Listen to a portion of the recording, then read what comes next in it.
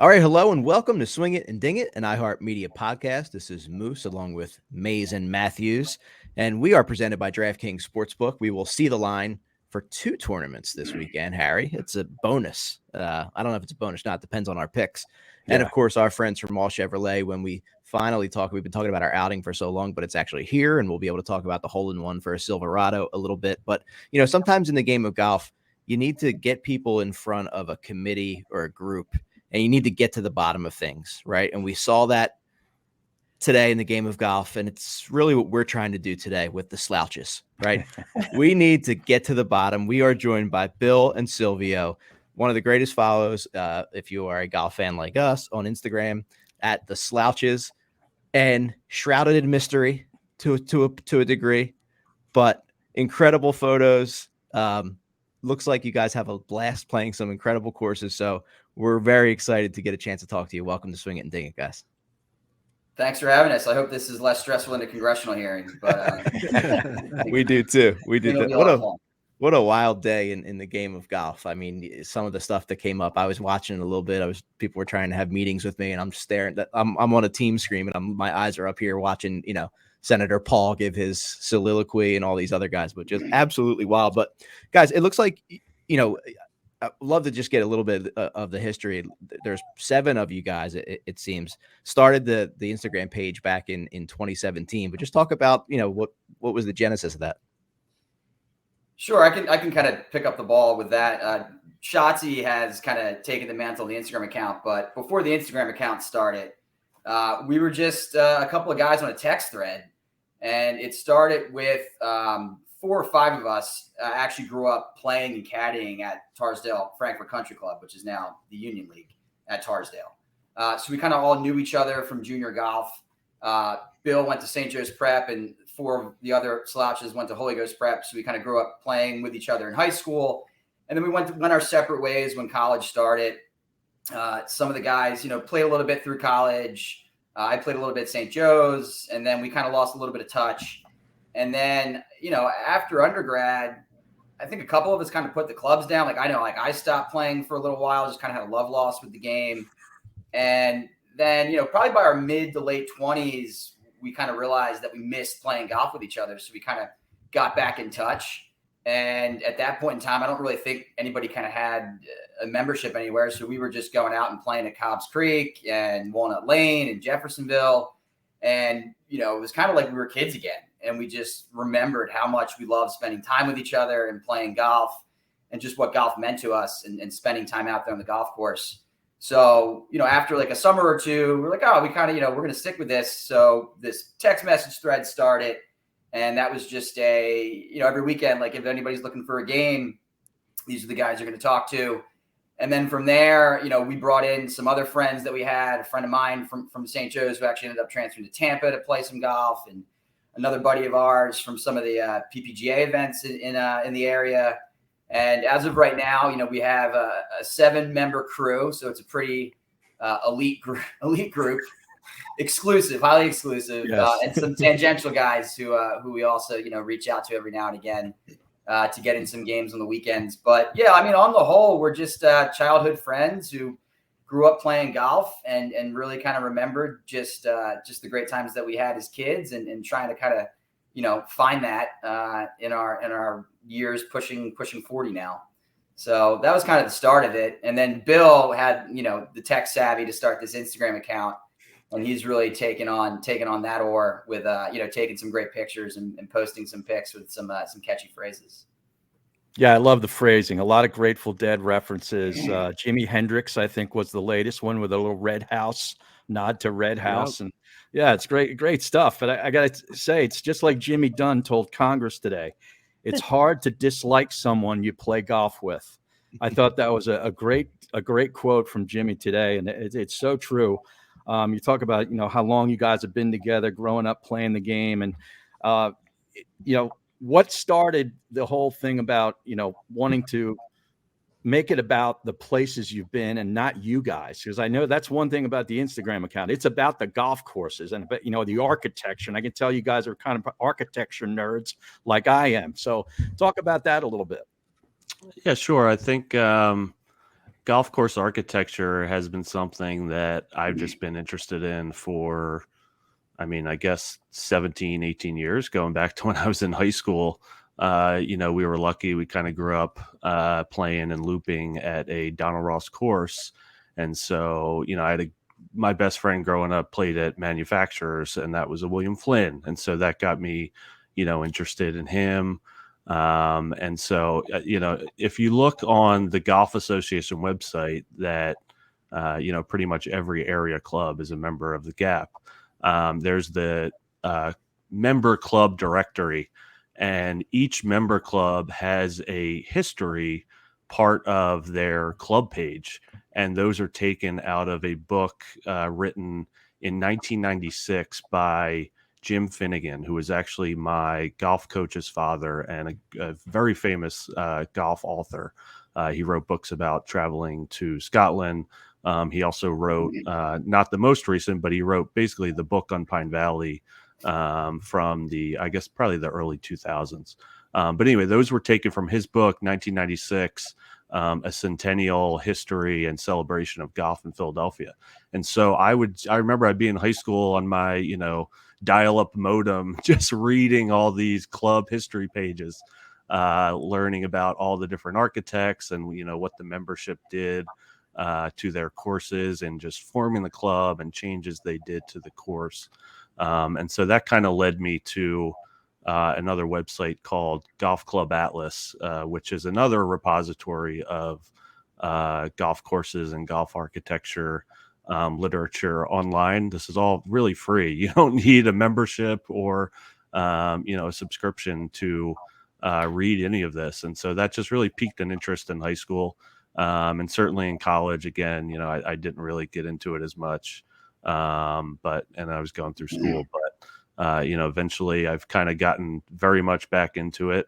And it's a shared interest with the rest of the Slouches, including, as you mentioned, the Dead. We're all pretty much Deadheads and enjoy the Allman Brothers and some good jam bands and classic rock as well. So it's just, as you mentioned, a kind of a shared interest, and kind of ties us all together. And it's funny when, we usually don't even run some of the posts by each other, and, someone will catch it and say, oh man, that was perfect. Or, hey, for next year, 4th of July, use this song by the Dead, not just putting it in our, our portfolio for US next Blues. time. Totally. Yeah.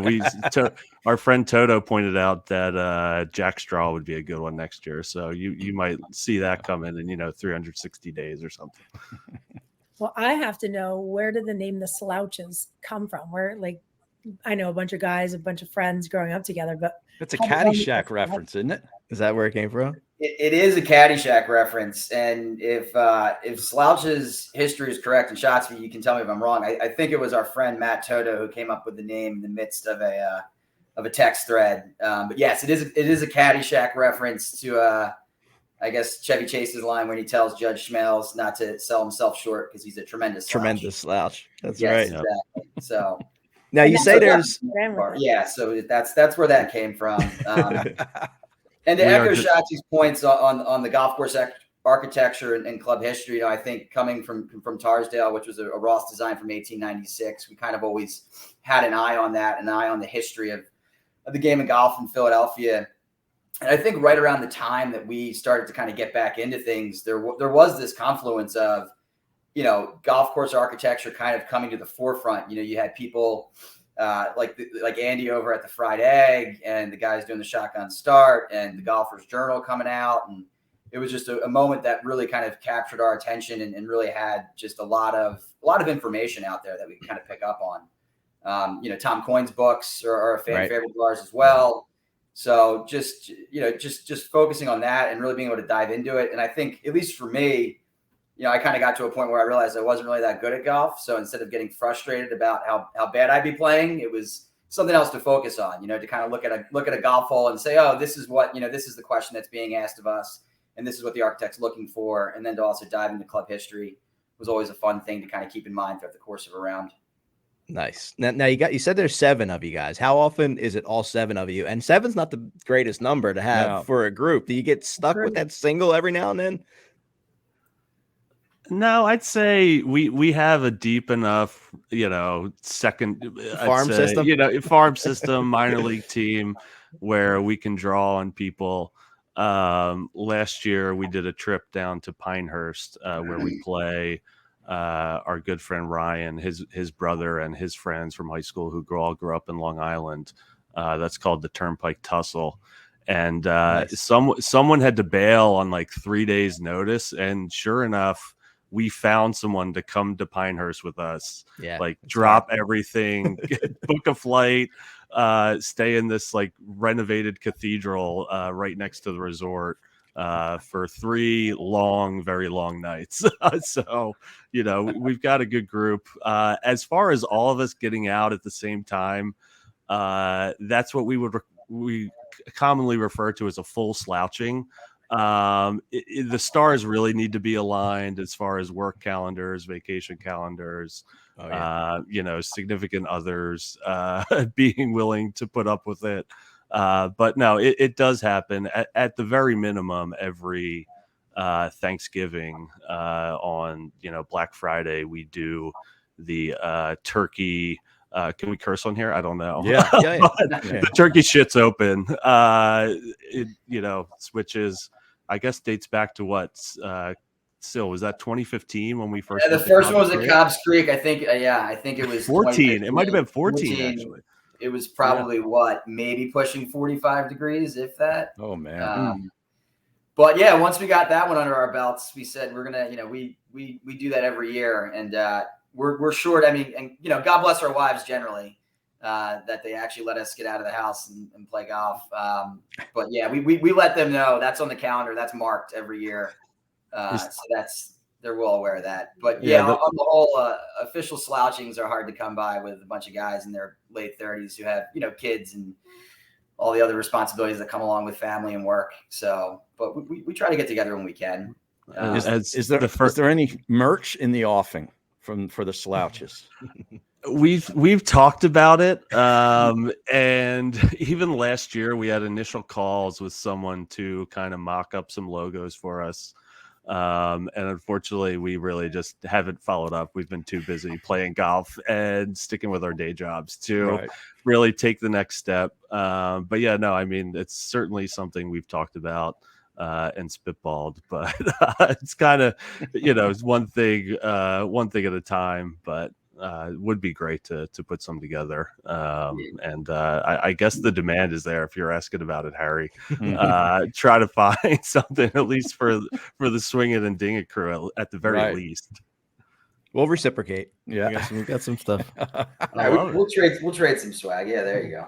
So are there any money games that go on when you guys play, or is it just all fun? And, is there drinking involved? Do you guys play music while you play? What's a typical round? All of the above, I'd say, and not to, bring up a sore subject, but we want to beat each other so bad. We don't even have to play for money. That it's really just about, who wins. We 90% of the time, we usually play better ball matches. Stableford, very unpopular game in the group. Controversies abound whenever we play Stableford, but usually it's just your standard, Nassau front back overall better ball match. Presses, and so 2-down auto press. Not even presses. We usually just play kind of like gap match format. Yeah, well, presses don't matter because we're not playing for money. So it's who's going to win, or maybe we'll have. But no, I mean, still, we ripped 36 a couple weekends ago. We played Reading in the morning. Great track up, obviously just south of Reading. Alexander Finlay design. Very historic. Byron Nelson was the pro. Yeah, he was the pro. You still walk in his pro shop. I got a great pic of Sil outside of it. But open to the public too. It was like $50 for us to play. And so we played that in the morning, hit Jayville on the way back. Silvio and our buddy Dan won in the morning and then wanted a rematch in the afternoon. And Sil went down, and he's still so pissed about it like 2 weeks later. So, I don't want to rub it in, but I kind of do. No, Yeah, you do. It's a sore subject. Our buddy turned it on at the end. He probably makes a 15 to 20 footer on 16 for birdie, and then 17 at Jeffersonville now, which I guess is the old 14 or 15. It's like a 200-yard par 3. He hits like a choke down 5-wood and hits the stick. And that was about good night for us. But yeah, on the money front, there's a running joke for me, at least. I feel like every time we play, we all look at each other and we say $5 Nassau on the first tee, but then nobody actually ever ends up exchanging money. But sometimes losers will buy a round after the match. But on the whole, yeah, matches are generally pretty casual. We're playing music the whole time, and probably having a transfusion at the turn or a beer, and just kind of hanging and spending time together. So, guys, obviously you play locally, but you've played everywhere. Is there any place that kind of really surprised you that either was, a little bit understated and turned out to be incredible, or was already touted as an incredible course, but still blew you away? I'd say recently I went up to Scranton and played the Country Club of Scranton, which is a Walter Travis design.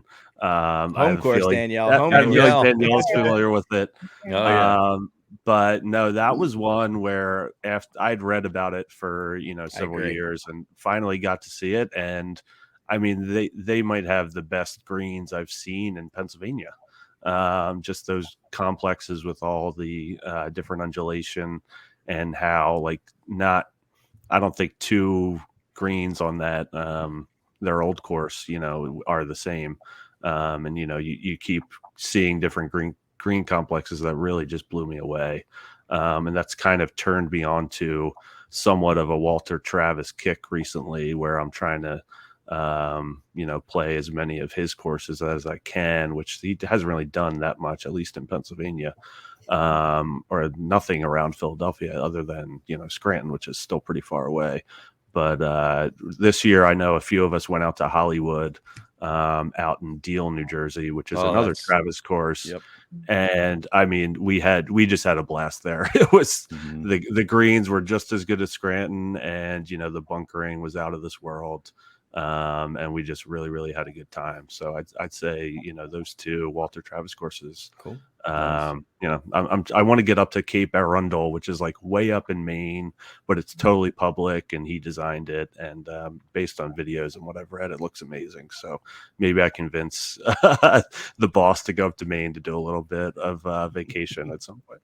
How many Seth Rayners have you guys knocked down? So, I've been lucky enough and privileged enough. I got out to National a few years ago, and that was probably one of, the favorite rounds of golf I've ever played. And then we got out the public track in North Jersey, Shots. I'm blanking on the name right now. Rock Spring. Yes, which was awesome. If you ever had the chance to head up there, I think it's one of the few public rainers in the country. And they've done a really good job kind of bringing that back from the brink. And I know they have preference for, I guess, county residents on tee times, but we gave a call to the pro maybe 2 weeks before coming up, telling him we were coming up from Philly, to play there, and he was pretty accommodating. So yeah, Rock Spring was fantastic. Have you ever been turned down when you let them know that you're coming from Philly? Luckily, it wasn't during football season, so right. Yeah. I guess so. Remember, we also went up to Yale for that tournament. That was 2017. I still have the towel they gave us. That was a fun trip. Yeah, we stayed. Yeah, we stayed Friday night in a Motel 6 outside of New Haven, and 3 of us in a 2-bedroom, and woke up the next day and walked Yale, which is a massive property. And so that was a real fun. These fun sound day like the as well. caddy tails, Moose. Don't you? These guys bunking out and two beds for 5-6 guys. Sounds great. We'll do whatever it takes, wherever the good golf takes us, and we're definitely going to come home with some memories about the shots we hit and just the good times together. So what are some bucket list courses? If we could say you could go anywhere tomorrow, what would be your bucket list course? I'd probably say Cypress Point. I know that's kind of an obvious reference, but yeah, I haven't really spent a lot of time out west either, so it'd be nice to kind of get out there and play that one. I would say Baltusrol in Jersey, either the upper or the lower. I've walked the lower because I went to the 2005 PGA. Yeah, that Mickelson won in the playoff. I was there the Sunday when it got called, and everyone kind of had to rush to the shuttles or the cars wherever we parked. But no, I mean that's just one that's always been.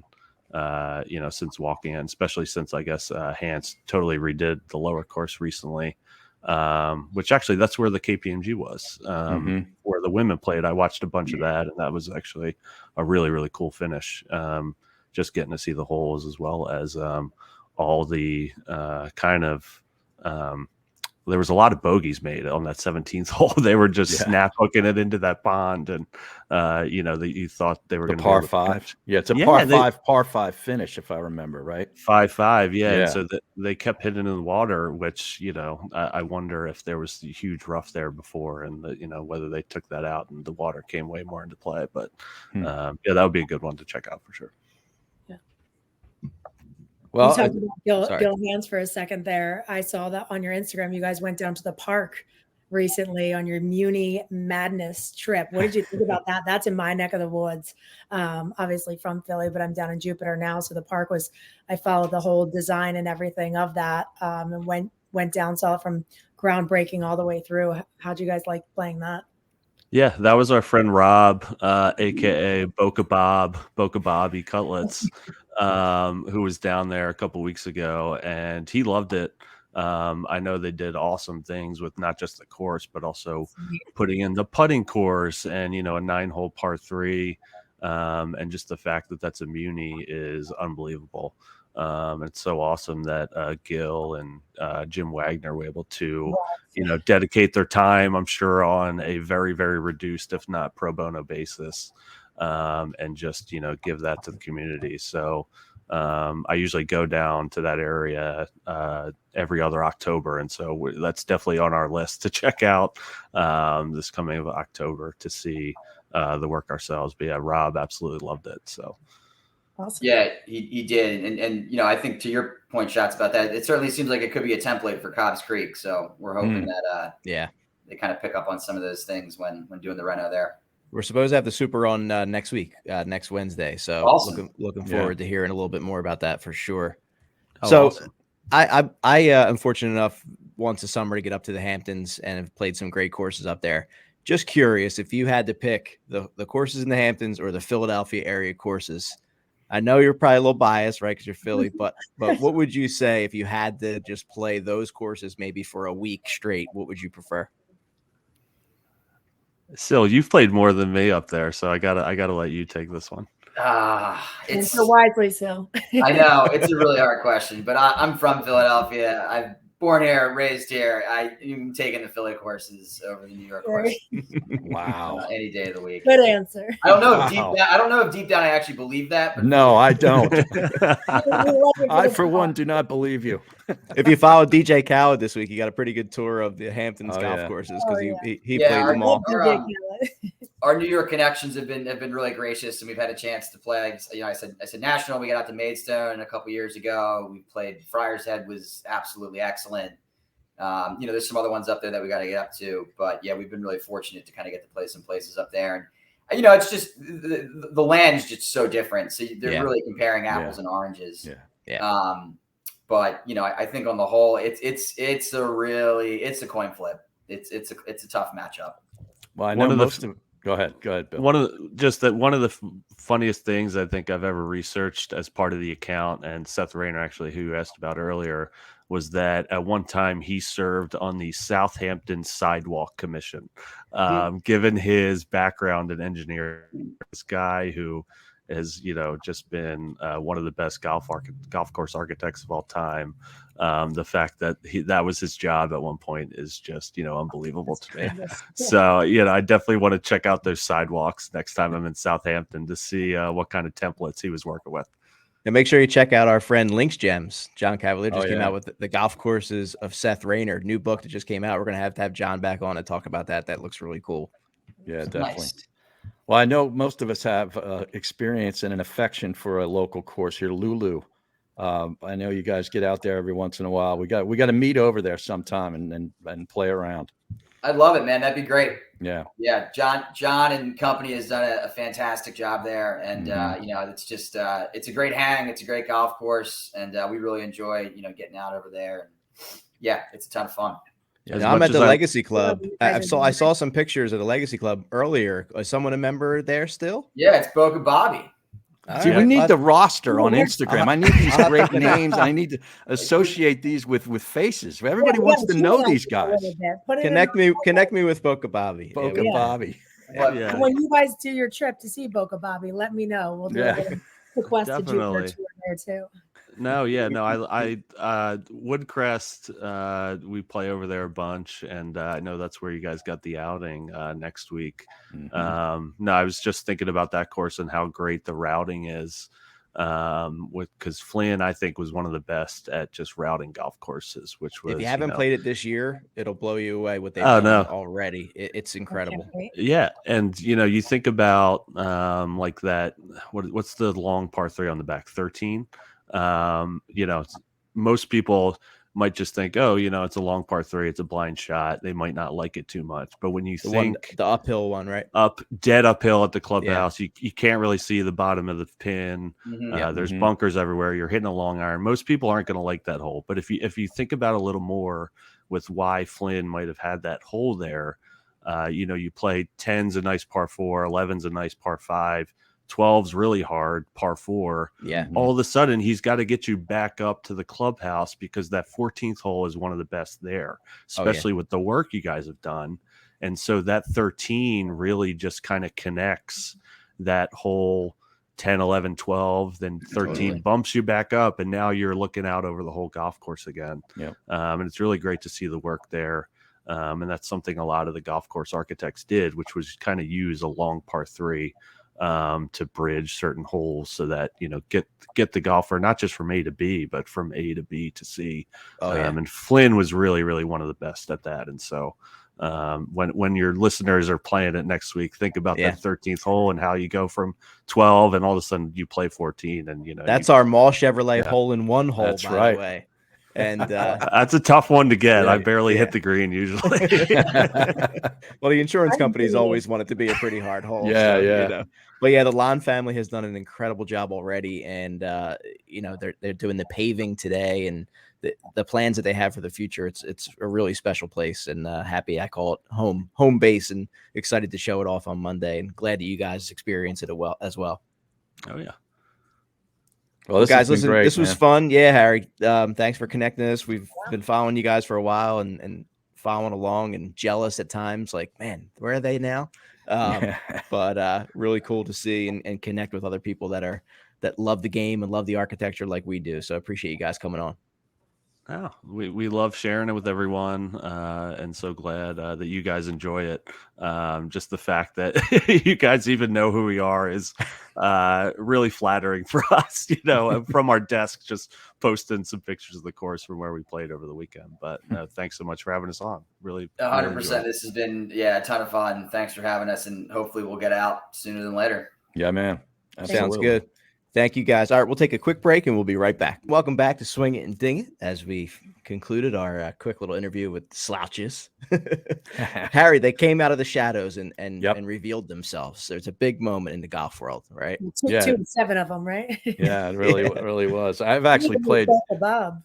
Yeah, Boca Bob. You need to get to meet him, Moose and Danielle. I've played actually with Shotzi. I played some golf with Bill. So he's the only one that I really knew.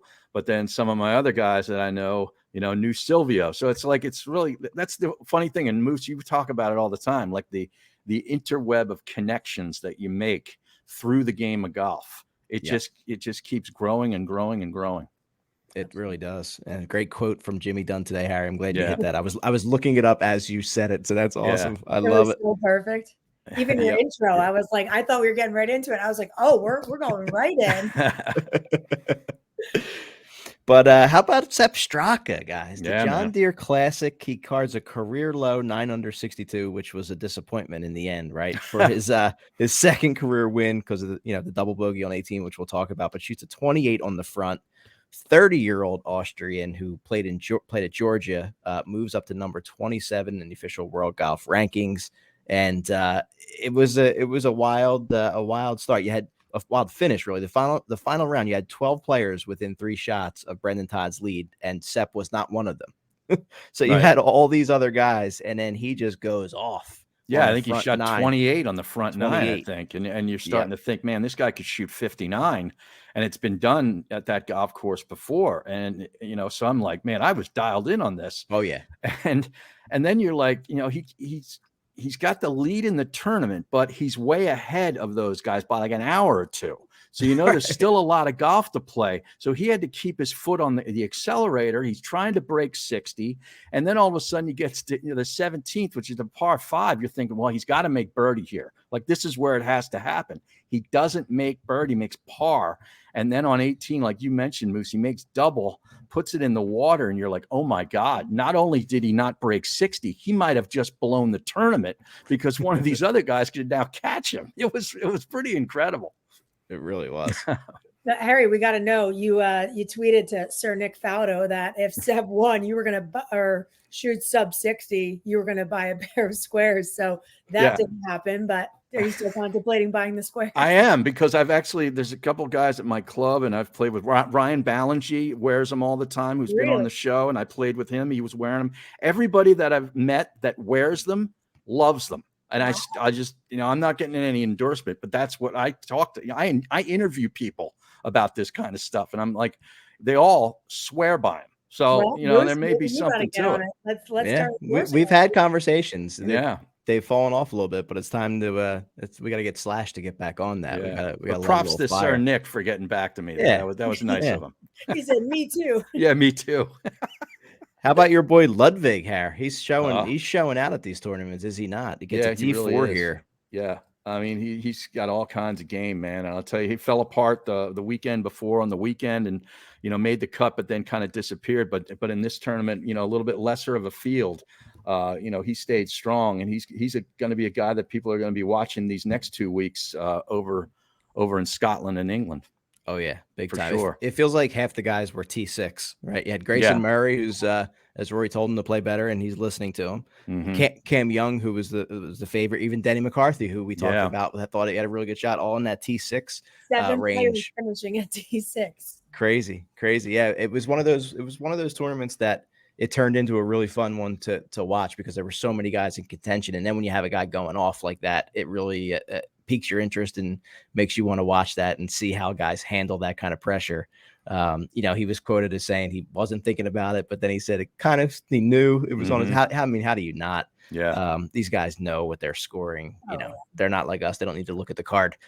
Well, the other thing too is the other guys playing, on maybe like the 8th or the 9th hole. They're like, man, what is Sepp Straka doing? He's like, where did this guy come from? All of a sudden, you're like thinking you're in second or third place, a couple shots out of the hole. All of a sudden, this guy just rockets right past you on the leaderboard. Yeah, it's got to make you, when you're starting that far behind him, like, man, I have to jump out birdie here. Yeah, it changes your whole mindset of like getting into the round. Yeah, when a guy kind of goes off like that, but he really did, and he good for Sepp, and we'll see. There's a ton of Ryder Cup talk now, and that's a name that gets floated out there. We saw Ricky Fowler, who now is in the conversation from last week, and a little bit more and more happening with some of these guys. But how about the frat house? And maybe Danielle can shed some light on this. The 2 years in a row now at the John Deere, the winner has come from the frat house, which is where a couple of guys all get together and bunk out in a house. It was JT Poston last year, Patton Kazire's involved in this group, Grayson Sig, Denny McCarthy, Brendan Todd, Chris Kirk, and Straka. 2 years in a row, the frat house has produced the winner.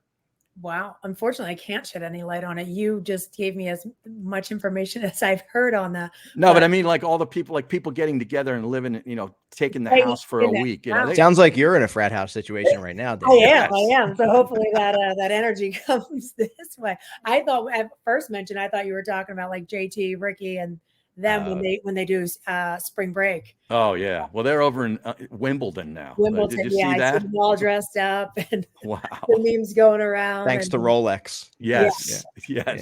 I knew you'd catch that, Moose. Oh, yeah. Notice how every picture they're basically like this. The one photo is literally a shot down just straight of the Rolex because I think that JT posted. Yeah. But listen, great. I love the John Deere Classic. I would love to go to that one time, but it always sits in a kind of a strange place in the calendar. But and it's hard to get there too. Right. Going out last week, and I'm like, I'm not taking 2 layovers to get to Illinois. No. Yeah, no, but the biggest news obviously in the world of golf is what broke today, and I have it on the TV right now, watching it over and over again. Still kind of a whole lot to do about nothing, but there were some juicy tidbits about some of the framework agreement that came out.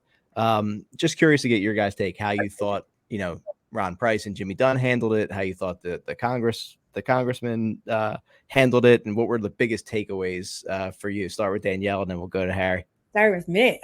We were obviously the banter in our group text all the time with when breaking news happens. But for me, I was like reading through everything and I'm like, wait a second. So His Majesty is now requesting that he has a membership to Augusta. That was it. That was just and that amazing. He seemed like His Majesty is just like, I have so much money and he seems like a spoiled little kid who says, I want every toy, mom and dad buy it for me. And now he's like, I want to run golf. Yep. I want the PGA championship to be in Saudi Arabia. Green jacket. I want to play with everybody. Like I want to play with all these players. I want Rory and Tiger to own a team and run a team. Like, it's just like, it reminds me of a spoiled little kid saying, I want A, B, and C. And that's just what I felt today after reading it. But in terms of how Jimmy Dunn handled it, one of the things that I like is that the accountability and saying, like, there's no merger, there's no deal, is simply an agreement to try to get an agreement and settle lawsuits, which is kind of what we said in the beginning when this first came out. But he acknowledged that the parties did a poor job of explaining the deal and calling the initial rollout very misleading and inaccurate. Well, the sides still have till the end of the year to craft an agreement and formalize the alliance. I like that Jimmy did say that we did a poor job. He took accountability with that. So I think he handled it pretty well. I like that we have a little bit more details, but again, I just see it as what I already said. And obviously, Harry, the Greg Norman thing was what everyone jumped all over. Yeah, he's out.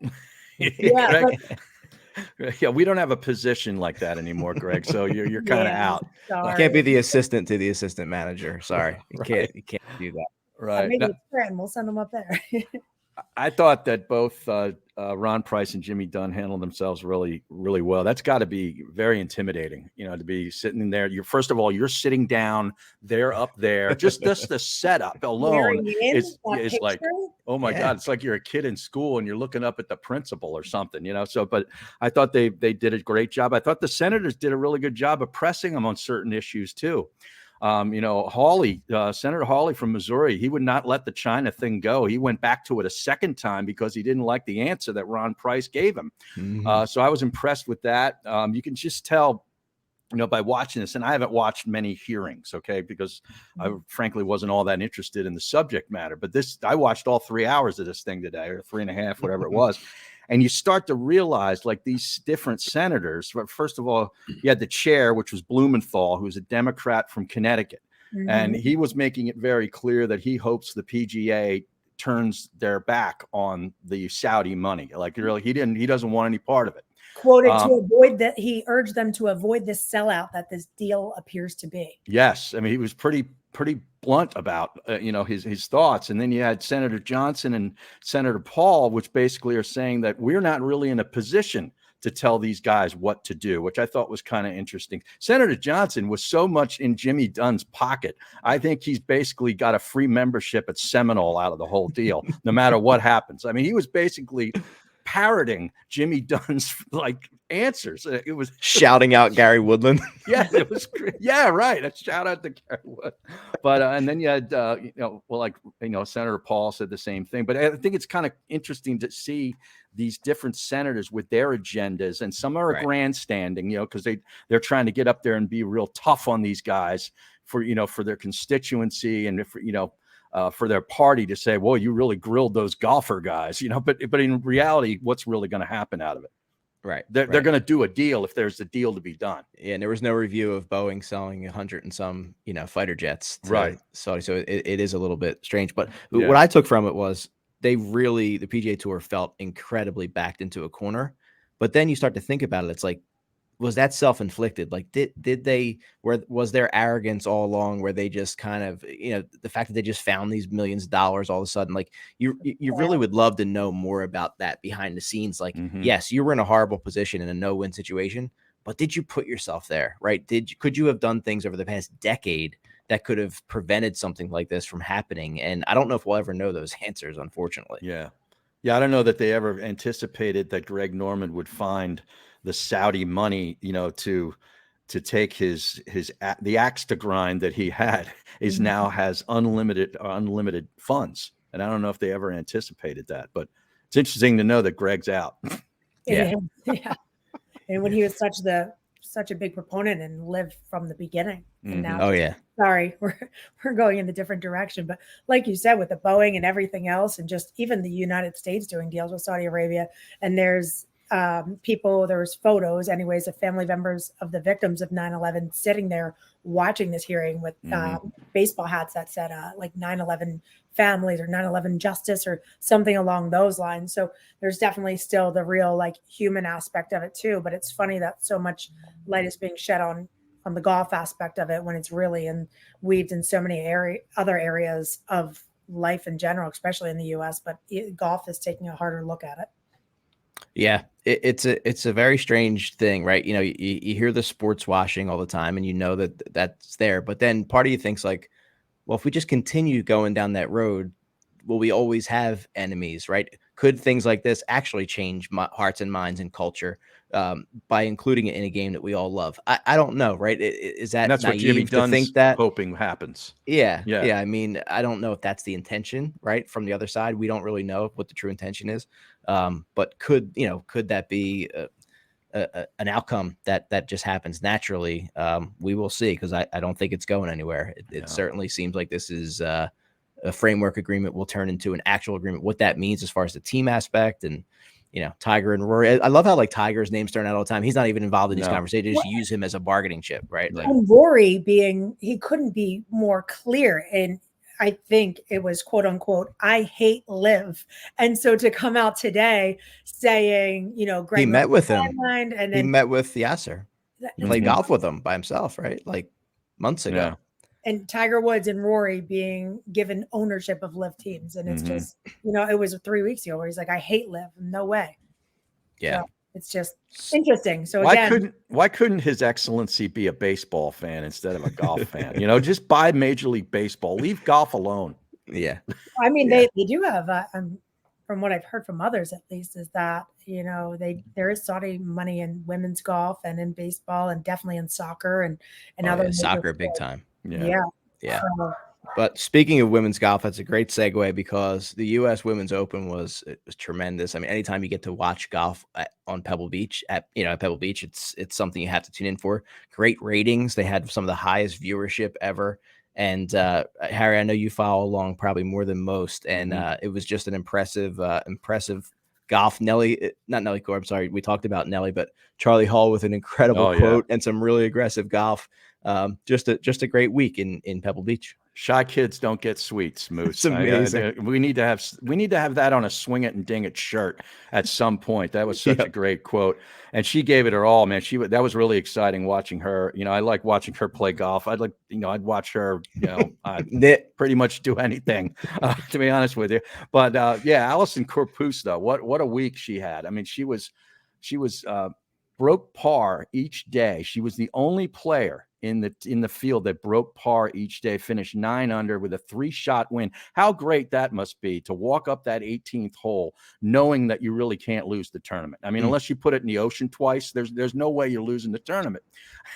that had to be you talk about one of the greatest walks in golf. They always say the Open Championship, you're walking down that 18th hole with a grandstand and you have a big lead and you can't blow it. It's got to be awesome. But yeah, she won over Charlie Hall and G.A. Shin. But I got to say, Rose Zhang finished top 10 and played well. But most of these other American girls disappointed. I mean, Nelly Korda, Lexi Thompson, a lot of these other girls were not to be found. I mean, that's a big course. That'll eat you up. Yeah. But it was interesting, though, because it played the way people like us would play it. Mm-hmm. Like it was set around 6,500 yards, and they had irons and clubs into these holes. Like if Moose and Danielle and we went out there and played it, we'd be playing similar shots in, which I thought was cool because we see these men, we can't hit these, they're driving at 320, 330, and they've got 8 iron in, it's like I'd be hitting a 5 iron, or whatever. So it's not, I can't relate to it, but I could relate to watching them play Pebble Beach. Yeah, that is a cool perspective. I didn't think about it like that. Yeah. And how about you see Sahith Theegala's dad? Everyone's like, is that Theegala's dad out celebrating on the, with the winner? And it turns out Sahith and her were friends. They played like junior golf, I guess. And they showed a picture of the two of them. Yeah. They made when a they were like friendship from 6 years old. It was pretty cool. Because he was like a big star in Full Swing in the Netflix show. So people were like, wait a minute, is that what the heck's he doing out there? Yeah. Well, and the other thing is Corpus went to the same high school apparently as Michelle Wee in Hawaii. And she that's right. I saw that. Apparently was like 4 or 5 years old when Michelle Wee played in the Sony Open, the men's event in Hawaii. And there's a lot being made that might have been the influence that got her interested in golf. It was kind of a cool connection. And Michelle Wee played her last tournament this weekend. Really cool. Yeah.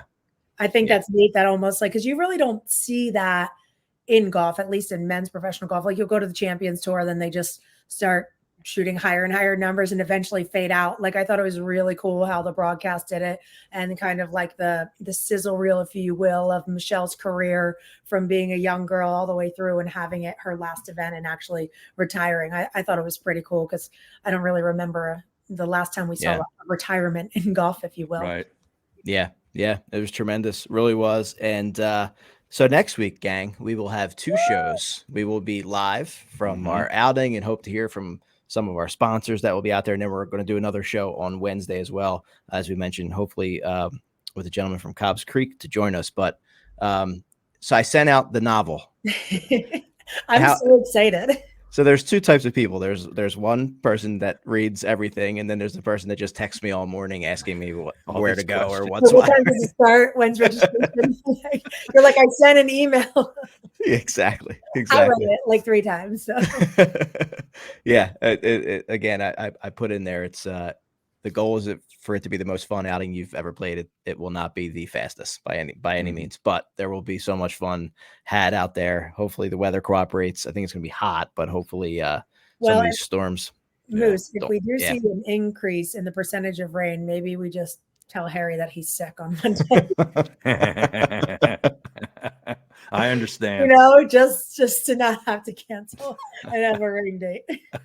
It keeps changing. I know it's too far to look out, but it was like 0%. Now it's 50%. So it'll, when it's that hot, there's always a chance. There's always a chance. I got pulled off the golf course twice this weekend and wasn't able to finish rounds. You heard a lot of horns this week? Oh yeah. A lot of horns. Not good. Yep. Speaking of horns, the Mall Chevy Silverado will be beeping its way out into the 13th green to give people a chance. And it's funny how the Slouches brought up that hole as like the signature hole. It was pretty cool to hear that. So Yeah, we're looking forward to it, Harry, and Mall Chevy will be out there representing for us. Yeah, and they've been representing 8 years in a row now. Mall Chevrolet has been South Jersey's #1 Chevy dealer. Now, it could be because, they treat their customers just right. That's why Mall Chevrolet was voted top 100 dealer in the entire USA for customer satisfaction. But I still think it's because of that motto. We sell Chevys for less. Find your perfect drive at Mall Chevrolet. Visit Mall Chevrolet on Haddonfield Road in Cherry Hill, right across from the Cherry Hill Mall, or visit them online at mallchevy.com. Find your perfect drive at Mall Chevrolet and mallchevy.com. Love it. Now, I want to give a couple quick shout outs because, we talk a lot about the outing, but I want to talk about some of our clients and some of the people involved. Obviously, Comcast Business playing a huge part. They're sponsoring having Wes Patterson out there for the long drive. So he'll be it won't be replacing a drive. He'll send an extra drive for your foursome, which is pretty cool. Our friends from the Stretch Zone are going to be out there getting people loosened up before the round, which is pretty cool. And then right when you're done stretching, you'll have a massive lunch by the Kibitz room that will probably shut you down for a couple hours. We talked about Tito's and Xfinity Live, who are going to be setting up on the putting green. The Daily Ticket on Fox Sports The Gambler will be broadcasted live from there from 2 to 6. Sean Brace. Sean is going to. He's going to play, right? Yeah, John Jansen is going to do the show for him. Yeah. You guys are very lucky that you have Slash and Jansen at that station, man. They do a lot of work. We certainly are. Post round, our friend Andrew Factor from Clearview Financial has a cigar roller coming. And Q102's Nico Oso will be DJing out on the patio as we overlook some of the final holes. We have Workhorse Par Punch and Arnold Palmer Spike that's being donated, which is tremendous. 3 long drive holes, and our friends from PC Richard and Son are sponsoring one of them. They've given a great prize in a Uni pizza oven and some Bose glasses. We have the Dowell team, a great real estate agent over in the South Jersey area that's involved. Rita's Water Ice, who's sponsoring a long drive, and also the last place team, the coldest team, will get Rita's Water Ice cards. Nice. Oh yeah, no doubt about it. They were freezing them out. I like that part of the email. Yep. Our friend Ryan Gano, who's been on the show from All Access, is doing a hole-in-one for a trip to Ireland. Clear Path Financial is doing a closest to the pin for $10,000. For a putt, a 60-foot putt. Closest to the pin is going to win Eagles tickets. Our friends from the Pool After Dark, we're doing a shot in the dark challenge, where you'll win some a foursome at Seaview and a table at Harrah's. We talked about Mall Chevy, obviously. DJ Reed Streets will be out on the course, and he has the DJ Khaled Sounders that'll be hitting after you hit your drive. So bomb right down the middle. Let's golf. Our friend Tony Camerata and the Camerata family from Terra Nova will be holding a closest to the pin. And then the way we're doing it is the winning foursome will get some gifts, but the top 10 finishers plus ties will sign up in teams of 2 to participate in the Pizza Hut 2-man chip and putt. Okay. And the winner of that, they each get a trip to Casa de Campo. So that is going to be tremendous. And then obviously the Dr. Glatt long drive playoff, because everything grows longer with Dr. Glatt. And you're going to win everything. A custom suit. Robini's going to be there with the tape measure, fitting the winner, and an incredible special head cover from the Dormy Workshop. And again, it's all benefits the Magical Mila Foundation. They'll be selling merch out there. If anyone that buys merch or makes a donation, there's going to be their name's going to be put in a hat for a really nice rangefinder. And then also anyone that buys anything from Robini, he's donating money back. So we're going to have a prize for anyone that does that. And that's it for now. Wow. Well, let me sum it up and say, if you didn't register for this year, don't question it next year. It took him 10 minutes to say 75% of what's going on. I can't wait. I'm gonna take the Instagram at least and do a little takeover on stories for a little bit, unless there's too many cocktails consumed by Tito's. That was longer than the disclaimer for the DraftKings spot. That's still to come. Yeah, I know. I heard Mad Dog Russo try to get through that today on live radio. Oh, really? I'm telling you, he stumbled about 60 times. Oh gosh, I'm gonna have to give it a read one day. I know. Yeah. But let's head right into that. Right, a 2-event weekend in our one and done pool, Harry. We have to make 2 picks, not just one. You have the Genesis Scottish Open. So I can mush 2 guys, is what you're telling me, right? And then you have the Shaving Cream Classic, right? Another client that has not really gotten back to us, by the way. But I digress. We'll still talk to them. But so the Genesis Scottish Open, which is now an official PGA Tour event, and it's not at the Renaissance Club. No, it's the Renaissance. That's correct, Yes. Harry. That's good Renaissance knowledge. Get it right. Brad was sending me videos today. I'm like, why is he saying it like this? And I was like, oh, got it. That's almost like Torquay on the live tour. The team. I'm like, isn't it Torque? Yes, Torquay. Yeah. Yeah. So the only big name, well, the one big name out is no Rahm. Rahm's choosing a little bit of rest. You have three spots in the Open Championship if you finish inside the top 10. So, you know, and it's funny because you think about, you know, you're in Scotland, the home of golf. Well, this course was created in like 2007. Yeah. Right? It's not like one of these like, you know, historic courses. You have Xander, who's defending. In 21, you had Minwoo Lee, who's won it. Aaron Rai, who's won it in 2020. So a lot of guys, is it a little bit of a tune-up? Are you trying to get the win? Some guys are trying to still get into the Open. So there's a lot of storylines that make this an incredibly interesting tournament. Yeah, I think it's a great golf course. I mean, I've been watching it for the last couple of years since it's been here now. But when Ricky Fowler won it, it was at a different course nearby. It was at the Ghislaine Golf Club, which is just a couple miles away. This is right next to Muirfield too, which is one of the greatest Open Championship venues. But yeah, Tom Doak, he's a Pete Dye disciple. So Pete Dye likes to try to confuse these players when they're standing on the tee or when they're coming into the green. And, you know, very undulating greens on this golf course, too. Now that you got to figure out the weather impact. I looked up the weather because you could get the good or the bad end of the draw these next 2 weeks. You could pick a player that is playing great and they just get screwed because they get the bad end of the weather. So you got to watch that when you're making your picks. But the Friday and Saturday look like 50% chance of rain. Thursday, it looks clear, mid-60s, and Sunday, it looks windy, but mid-60s and not any rain. So I think they might. I think the scores could be pretty good here. Think about this: Scheffler is plus 650 as the favorite. In the other tournament in Kentucky, Pendrith, your boy Pendrith, is the favorite at plus 1,800. Think about the disparity of that. Wow, pretty crazy. Yeah, it is. I think he finally moved down a little bit to 1,600, but yeah. Oh, crazy. Is it 16 now? Yeah, okay. It just changed. Crazy disparity. You know, we'll talk about both of them for sure. Danielle, you are on site. You are in Kentucky. I am. What's the weather looking like there for the weekend? Seems like it's pretty good. Honestly, I only looked at the forecast till Thursday because I'm heading to Philly to see you guys. So. But I went out yesterday and walked. He played in the Monday Pro-Am, so I walked 11 through 18 to see the course. So I got a little peek at it, but really didn't really check the weather out. I don't think we're expecting much rain, anything crazy.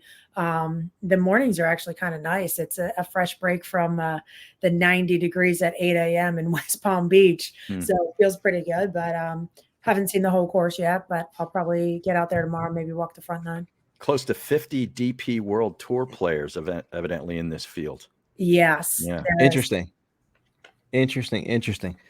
Yeah, and you know, let's talk right about it. We'll get into seeing the line, but we talk about our friends from DraftKings, because from tee to green, the best place to go to get in on all the action happening on the links is DraftKings Sportsbook. This week, new customers will receive an odds boost to add plus 1,000 to any pre-tournament wager up to $10 on any golfer to win.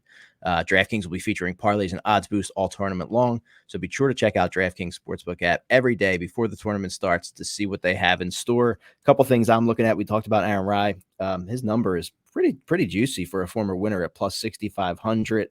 And then on the Barbasol Championship, Grayson Murray is playing really good golf, so plus 3,500. I'm taking a look at him. But download the DraftKings Sportsbook app now. Use the promo code DING and boost your odds during this weekend's tournament. That's code DING only on DraftKings Sportsbook. Gambling problem? Call 1-800-GAMBLER. In Massachusetts, call 1-800-327-5050 or visit gamblinghelplinema.org. In New York, call 877-HOPE-NY or text HOPE-NY. In Kansas, call 800-522-4700. On behalf of Boot Hill Casino and Resort, Kansas. 21 plus in most eligible states, but age varies by jurisdiction. Eligibility restrictions apply. See DraftKings.com/sportsbook for details and state-specific responsible gaming resources. As we continue to see the line. So, Harry, talked about Aaron Rai. Yeah. You know, Scheffler, you can't touch him at that number. No. does JT come into form? He's had some success here. He was a runner-up. He's all happy. He's got his Rolex on, possibly. Can't lay, not bad at a number at 1,400.